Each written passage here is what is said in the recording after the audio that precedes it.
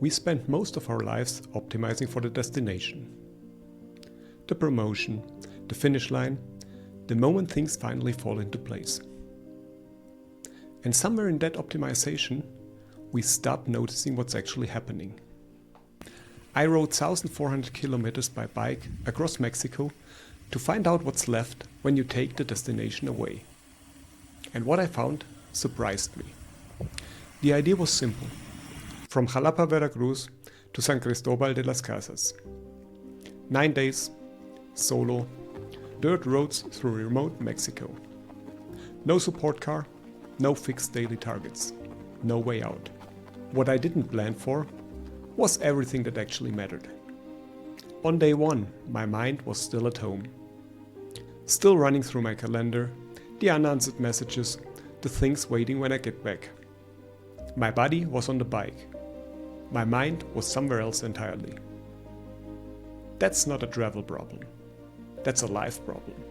Most of us are physically present in our lives, but mentally somewhere else. In the next meeting, the next goal, the next version of things. Our mind tries to be somewhere our body isn't. Martin Heidegger named that as Verfallenheit, fallenness. He meant the tendency to drift away from your own existence into the noise of the world. Life doesn't care about your plans. It just keeps coming. And slowly, kilometer by kilometer, the mind has no choice but to follow. Day 2, 50 kilometers into a climb. The sun is burning. Suddenly my tire explodes in the middle of nowhere. Everything told me to stop. My legs, my back, the heat, the silence. For a moment I genuinely thought, that's it. I'm going home. Instead I pushed the bike 2 hours through the heat to the next village. Found a bike shop.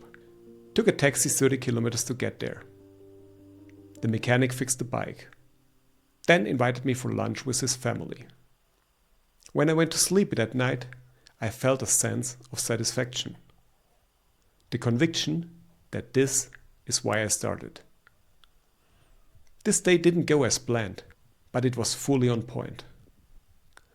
Amor, Fati, the laugh of fate, isn't about pretending everything is fine. It's about understanding that the detour, the breakdown, the thing you didn't choose, is not an interruption of your life. It is your life. The road that doesn't surprise you isn't teaching you anything. By day 5, something had shifted. 6 hours without the phone. No calls, no messages, no notifications. Just fog, slight rain and the sound of the pedals. And I noticed, I had stopped telling myself stories. Normally we run a constant internal narrative. Who we are, why we're doing this, and what it all means. That can become exhausting. And we don't even know it's happening. That day, the narrative just stopped. My mind went quiet. But I was still there. What's left when the noise goes quiet is surprisingly simple. Hunger, thirst, tiredness. The specific pleasure of cold water after 6 hours in the sun. What's essential turns out to be very simple. You just can't feel it until everything else stops competing for your attention. Most people I talk to are waiting for a version of change that doesn't require this. A detour that stays manageable, a road that stays predictable. That version doesn't exist.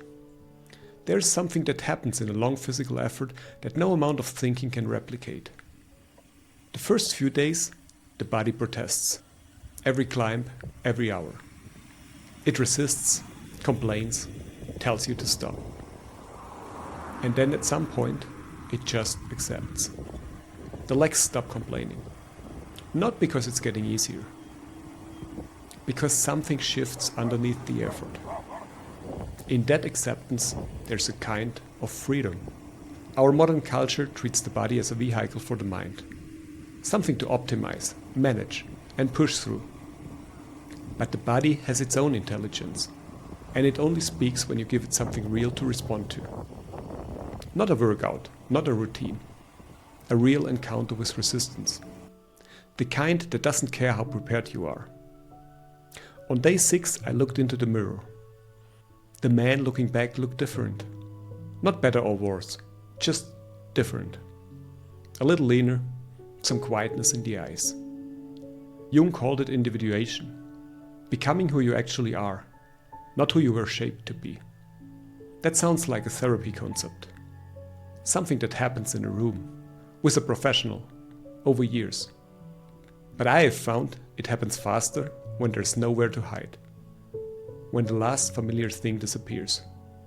When you can't perform for anyone. When it's just you, the road, and whatever comes up. That's not something you can plan for. You can only create the conditions and then get out of your own way. The destination gives you something to aim for. The road is where you actually change. Last big climb of the trip. I'm going slow to extend the time. The hero's journey isn't just going out. It's also coming back with something. The treasure is not the destination. It's what you carry home. I try to name what I'm carrying. It's difficult to put it into words. But I embodied it, and that counts. I can feel the weight, a good kind of weight. The kind that makes you stand differently. I expected to feel accomplished. Instead, I feel strangely dissolved. Like my edges got softer out there. It's not emptiness. It's more like detachment. Giving room to what actually matters. I didn't find answers. I found space. And I think that's what people mean when they talk about finding themselves. It's not a discovery. It's a return. The goal was never the point. The point was always who you become on the way there. And whether you're willing to let the road show you, instead of telling it what you need to find.